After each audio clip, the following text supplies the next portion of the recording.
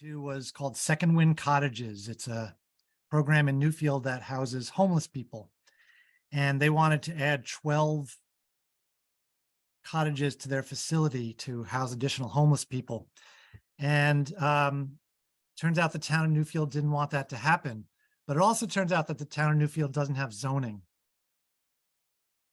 So they passed a special law to stop this, and I won't go into all the details about it, but I wanted to offer it as an example of a really positive aspect of zoning. You know, I know people have here tonight have been saying it's going to stop me from doing things, but it's also going to stop people from doing things that you and most people do not want. If you do not want a homeless shelter next to your house, zoning is the way to do that. So thank you for allowing me to weigh in on your controversial topic. And that is my report tonight. Thanks, Dan. Questions for Dan? Dan, can you actually clarify? I think you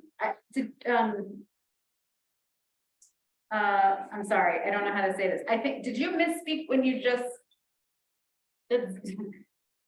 sorry, the zone in Newfield doesn't have zoning.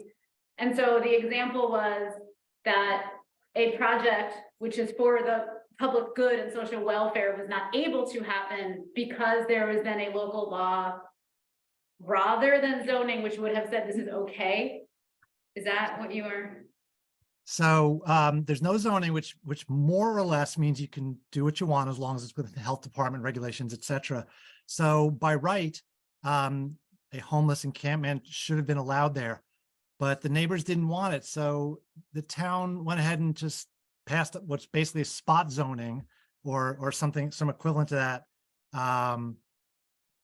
My point is zoning covers all these things in advance. It tells what you do want and you don't want, and you don't have to wait for a new thing to pop up to create a special law to deal with it. I don't know if I hope that made sense.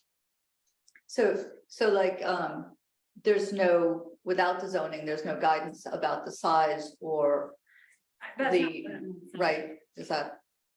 Yeah, without zoning, you know, more or less anybody can do whatever they want, which is kind of what some of your speakers were saying, but there are plenty of circumstances where something could happen next door to you that you don't want.